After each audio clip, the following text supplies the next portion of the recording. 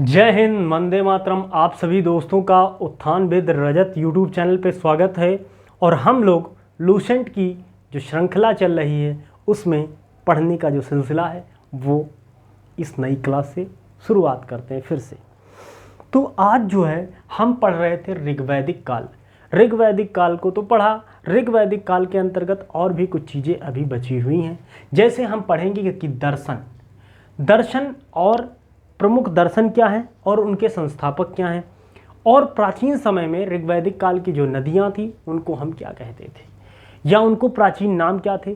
तो दर्शन या उनके संस्थापक, प्रमुख दर्शन एवं उनके संस्थापक, प्रमुख दर्शन एवं संस्थापक। अगर मैं बात करूं तो आप सभी को पता है कि योग दर्शन जो है वो किसने लिखा होगा। वही सांस ऊपर सांस नीचे। कौन है? बाबा जी, अपने पतंजलि बाबा जी।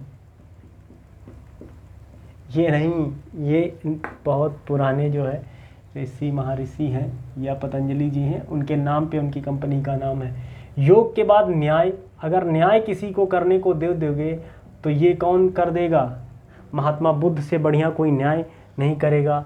या महात्मा बुद्ध या गौतम लिख दीजिए। अगर आपकी बात करें नेक्स्ट की तो सांख्य, तो संख्या। अगर मैं कहूँ संख्या की बात करूँ तो शंख मतलब होता है। तो ये कौन? कपिल जी को संख्याओं का बहुत ज्ञान, ऋषि कपिल जो थे उनको संख्याओं। अगर चारवाक की बात करते हैं तो चारवाक में सिर्फ चारवाक ही है, जो नाम वही संस्थापक, जो दर्शन वही संस्थापक। अगर मैं पूर्व मीमांसा जैमिनी और दूसरा उत्तर मीमांसा बादरायण, उत्तर मीमांसा बादरायण, अगला मार्कर नहीं सही काम कर रहा है। अगला वैशेषिक दर्शन। और वैशेषिक दर्शन किसने लिखा है? तो वैशेषिक दर्शन लिखा है किसने? वैशेषिक दर्शन को लिखा है कणाद ऋषि थे या उलूक। कणाद या उलूक ने लिखा है। कणाद, क्योंकि कणाद सबसे विशेष थे। कण जो है, क्योंकि हमारा पूरा ब्रह्मांड किसी न किसी पार्टिकल से बना है, इसलिए कण या उलूक भी कह सकते हो। तो ये चीज़ हुई। ठीक, अब हम प्राचीन नदियों के बारे में जानेंगे कि प्राचीन नदियों को क्या कहा जाता था। प्राचीन नदियों जिनके नाम क्या थे। प्राचीन नदियों के नाम कुछ प्राचीन थे और आज उनके नाम बदल के कुछ और। तो ऋग्वैदिक कालीन जो नदियाँ थी, हेडिंग क्या है? ऋग्वैदिक कालीन नदियाँ।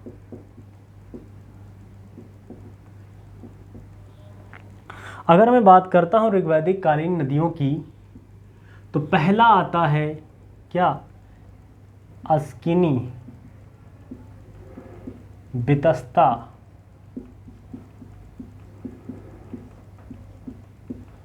अगर अगली बात करूं तो वितस्ता का सदानीरा। तो फटाफट कमेंट करके बताओ जिन लोगों ने पढ़ा कि अस्किनी को क्या कहते हैं। तो अस्किनी को हम क्या कहेंगे? अस्किनी का जो पुराना नाम है, ये पुराना नाम है, ये प्राचीन है, और ये नया नाम है, वर्तमान नाम, वर्तमान में। तो अस्किनी को क्या कहेंगे भाई? बताओ। चिनाब कहने की कोशिश करेंगे। और जो नदी व्यस्त रहे, वो जो हमेशा व्यस्त रहेगा आदमी, वो हमेशा प्रॉब्लम्स को झेलेगा, तो झेलम हो जाएगा।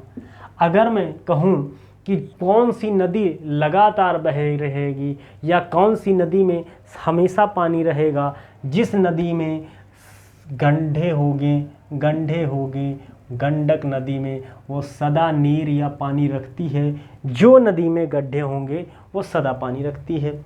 अगर मैं अगली बात करूं द्रसधती, कौन सा? द्रसधती। और नेक्स्ट जो अगर मैं बात करूंगा तो गोमती के बारे में बात करूंगा। तो द्रसधती, द्रसधती, तो द्रसधती में घग्गर नदी, वर्तमान नाम घग्गर नदी। तो हम लोग जानते हैं कि जब आपके गांव में जब क्या होते हैं, क्या चुनाव होने वाले होते हैं, तो घग्गर, तो घर घर जो चुनाव खड़े होते हैं वो 10-10 धोती, साड़ियाँ बांटते नहीं, बांटते, आप लोग जान रहे होंगे। तो 10-10 धोती कब बांटते हैं? जब घर घर में 10-10 धोतियाँ कब बांटी जाती हैं? तो ऐसे याद कर लो, घर घर में 10-10 धोतियाँ प्रधान जी बांटते हैं। गोमती को कैसे आप याद करो? गोमती, गोमती, गोमती को क्या कहेंगे?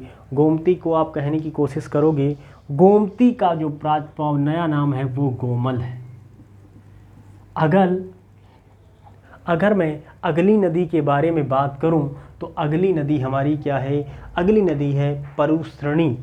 परुश्रणी को हम आज जो नए नाम से जानते हैं वो रावी नदी के नाम से जानते हैं। परुश्रणी मतलब आज का उसका नाम है रावी। और अगर सर मैं बात करूं कुभा नदी का प्राचीन नाम, वर्तमान नाम क्या है? जल्दी से बताइए, आंसर टाइप करिए, ये क्या है? कुभा को हम काबुल कहते हैं। अगर इसकी ट्रिक हम जानें तो कुभा, अगर किसी लड़की को बिना उसकी मर्जी के शादी को कबूल कर दिया जाए तो वो क्या? कुभ कुभ के, मतलब कुभ मतलब अंदर अंदर से खेदना। अगर अगली नदी के बारे में बात करें तो बिपाशा, इसका मतलब हो जाएगा ब्यास, नया नाम है। और जिसको आशा होगी प्यासा, ब्यास, इसकी ट्रिक क्या बना लो? ब्यास लाइक का प्यास, और प्यास विपाशा। प्यासे आदमी को हमेशा आशा रहती है कि वो उसको पानी कहीं ना कहीं मिल जाएगा। तो ये सारी रही आपकी नदियाँ। और अब हम फटाक से बढ़ेंगे वैदिक काल की तरफ, ठीक है? तो ये चीज़ तो आपकी ऋग्वैदिक काल। और अब हम सर पढ़ने कोशिश करेंगे उत्तर वैदिक काल। और इसमें एक चीज़ समझ लीजिए थोड़ा सा, कि जो ऋग्वैदिक काल के प्रिय देवता थे वो क्या था सर हमारे, चाहे हमने पीछे पढ़ा है, प्रिय देवता कौन थे? प्रिय पशु कौन था सर बताइए? प्रिय देवता इंद्र होंगे, प्रिय घोड़ा, प्रिय जानवर या पशु जानवर होगा। हमने ये पढ़ा भी है कि गाय को अधन्या माना जाता था। अगर कोई व्यक्ति गाय को हत्या करता था तो उसे देश निकासा की सज़ा दे दी जाती थी। मुझे पूरी उम्मीद है कि आपको ये चीज़ समझ में आ रही होगी। तो मैं आगे बढ़ूँगा और इसको मिटाने की कोशिश करता हूँ, ठीक है? आप फटाक से इसको नोट कर लीजिए, नोट्स अपना बनाते रहिए और मैं मिटा दे रहा हूँ। जिन लोगों को टाइम रहे उसको पास करके आप देख सकते हो। तो आगे मैं बात करूँगा, ऋग वैदिक काल तो ख़त्म कर दिया, अब मैं बात करूँगा वैदिक काल की तरफ। वैदिक काल को मैं अगर समझने की कोशिश करूँ तो वैदिक काल को सर हम 1000 BC से 1600 BC के बीच का जो टाइम पीरियड है वो हमारा होगा उत्तर वैदिक काल। उत्तर वैदिक काल, अगर मैं उत्तर वैदिक काल की को समझता हूँ तो 1000 BC से 600 BC के बीच का जो टाइम पीरियड है वो हमारा वैदिक काल का है। वो वैदिक काल के बारे में बताता है। और ये रहा यहाँ तक। वैदिक काल में जो पहला शहर था और वो शहर ईंटों से बना हुआ था, उसको हम क्या कहते हैं? उस शहर को हम कौशाम्बी नाम से जानते हैं। जो ऋग वैदिक या वैदिक काल का, उत्तर वैदिक काल का, जो उत्तर वैदिक काल का पहला शहर पहला शहर जो ईंटों से निर्मित था, इसको थोड़ा डिटेल में लिख दिए, चलो ठीक है, टाइम लग जाता है लिखने में ज़्यादा। किससे निर्मित था? ईंटों से निर्मित हुआ करता था। हम जानेंगे कि जो राजाओं को चारों दिशाओं में नाम क्या दिए गए थे, हम इसकी ट्रिक बना लेंगे एस एस वी और बी। एस से सम्राट, जो पूर्व में सम्राट कहा जाता था, राजाओं को क्या कहा जाता था? सम्राट कहा जाता था। और स्वराष्ट्र, जो हमारा पश्चिम में स्वराष्ट्र कहलाता था। अगर मैं उत्तर में बात करूं तो वी से क्या हो जाएगा? वी से हमारा विराट।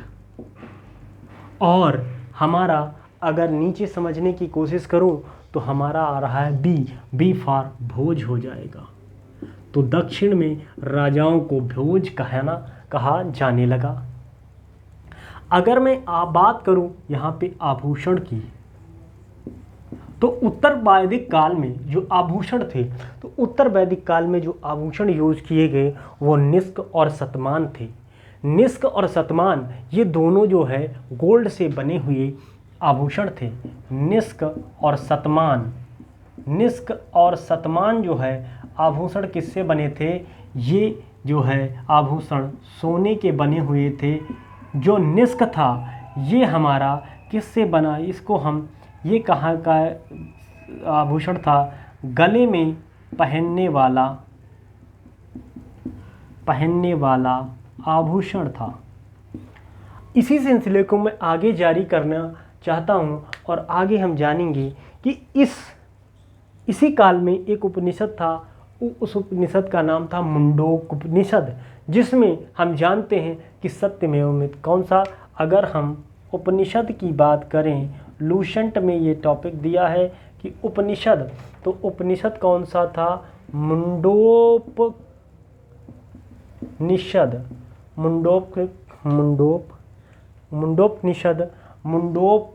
मुंडोपनिषद की बात करें तो इसी के अंतर्गत एक चीज़ हमें आदर्श वाक्य मिला था। कौन सा? सत्यमेव जयते। सर सत्यमेव जयते की इसके अंतर्गत बात हुई। और सत्यमेव जयते की जब बात होती है तो सत्यमेव मुंडोपनिषद में कहा गया में यज्ञ की तुलना टूटी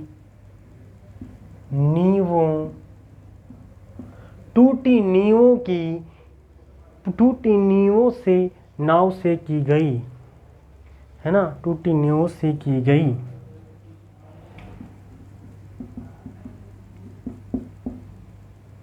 टूटी नाव से की गई। ठीक, तो ये रहा मुंडोक उपनिषद। तो मुंडोक उपनिषद में जो टूटी नाव की जो तुलना है वो की गई। यज्ञ की तुलना टूटी नाव से की गई। आगे हम अगर बात समझें तो आगे क्या बता रहा है कि जो इस काल में जो हल था उसको क्या कहा जाता था? तो हल को क्या कहा जाता था? हल को सिरा कहा जाता था। इस काल में हल को सिरा और उसको हल रेखा को सीता कहा जाता था। हल को सिरा और हल रेखा को सीता कहा गया। अगर मैं आगे बात करने की कोशिश करता हूं तो क्या कह रहा है कि उत्तर वैदिक काल में जो हमारा ऋग्वैदिक काल में सभा कहते थे या समिति कहते थे, तो इसमें क्या कहा गया है? इसमें जो है सभा को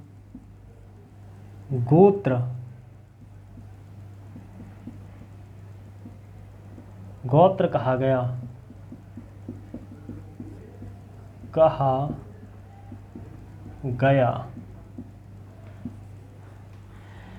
नेक्स्ट अगर हम समझते हैं तो क्या है कि आगे महाजनपदों या इसके प्रमुख देवता के बारे में बात कर लें। प्रमुख देवता कौन से थे? प्रजापति। और इसके महाकाव्य, 2 महाकाव्य थे। महाकाव्य पहला तो था महाभारत और दूसरा रामायण।